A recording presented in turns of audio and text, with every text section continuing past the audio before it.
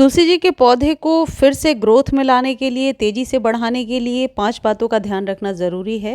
पहली चीज़ है, तुलसी जी की ये मंजरियाँ निकल आई हैं तो इन्हें कट कर दीजिए। कट करके इन मंजरियों को कहीं इधर-उधर ना फेंकें। आप चाहें तो वापस इन्हें गमले में डाल दीजिए। ये जो मंजरियाँ होती हैं ये तुलसी जी के बीज होते हैं और ये पकने के बाद पौधा मैच्योर हो जाता है और तुलसी जी उसके बाद सूखने लगती हैं।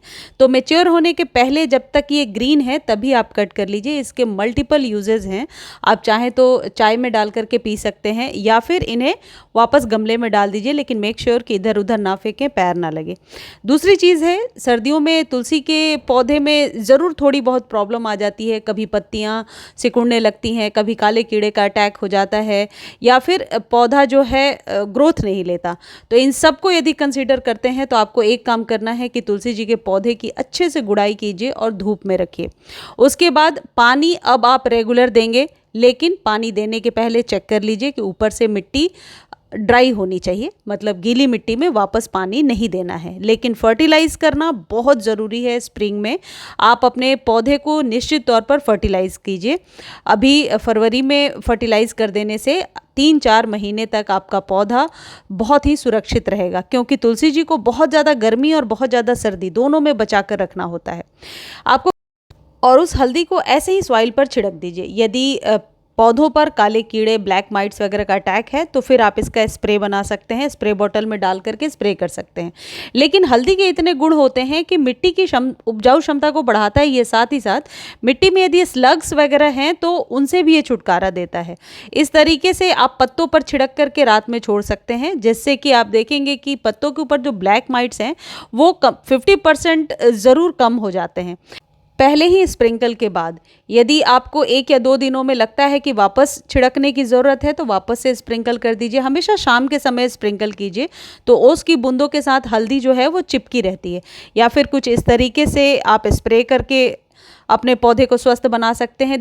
तुलसी जी के पौधे को स्वस्थ बनाने के लिए सबसे ज़रूरी है कि एक सिस्टमेटिक रूटीन को फॉलो करते रहें, यानी कि हर एक महीने खाद देना, पानी का ध्यान रखना और गुड़ाई करते रहना, और ये ध्यान रखना कि ब्लैक माइट्स वगैरह का अटैक ना हो। इस तरीके से तुलसी जी हमेशा स्वस्थ रहेंगी, कभी भी आपकी तुलसी मरेंगी नहीं।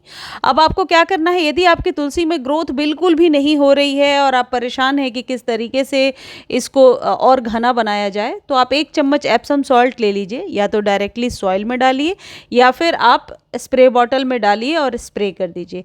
एप्सम सॉल्ट जो है ये मैग्नीशियम सल्फेट होता है जो आपके पौधे की पत्तियों को ग्रीन करता है। जिनकी ये शिकायत होती है कि पत्तियां येलोइश होकर के गिर रही हैं, तो इसके इस्तेमाल से हमेशा मैंने देखा है कि 4 से 5 दिनों में पौधे ग्रो करने लगते हैं, खासकर तुलसी जी या वो पौधे जो ज़्यादा केमिकल खाद नहीं चाहते हैं।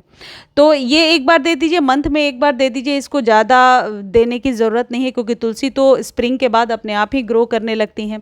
तुलसी जी के पौधे का सूखना वैसे तो अच्छा नहीं माना जाता है, इसलिए भी कोशिश करनी चाहिए कि एक तो ये धार्मिक दृष्टिकोण से बहुत ही महत्वपूर्ण है। अध्यात्म की दृष्टि से हम तुलसी के पौधे को घर में ज़रूर लगाते हैं। रामा श्यामा को एक साथ लगा लीजिए। जिस जगह पे लगा रखा है थोड़ा साफ़ सफाई का ध्यान रखिए और धूप मिलना ज़रूरी है।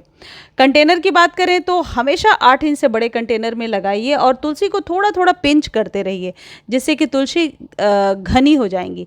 बहुत लोग ये सवाल पूछते हैं कि तुलसी जी को घना कैसे बनाया जाए। ऊपर से आप जिस तरीके से मैं करके दिखा रही हूँ, जब आप पिंच करेंगे तो नीचे की पत्तियाँ बड़ी निकल करके आएंगी और चमकदार भी होंगी। तुलसी जी कभी कभी बहुत पुरानी हो जाती हैं और आप उनकी कटाई छटाई नहीं करते हो कि तुलसी को छोटा नहीं करना है, तब भी पत्तियाँ सिकुड़ी हुई नज़र आती हैं। तो पुरानी तुलसी जी हैं तो उन्हें अभी स्प्रिंग में आप कट कीजिए, प्रून कीजिए और उनको एक शेप दे दीजिए और उसके बाद वाटरिंग कर दीजिए। मुझे उम्मीद है जानकारी आपको अच्छी लगी होगी।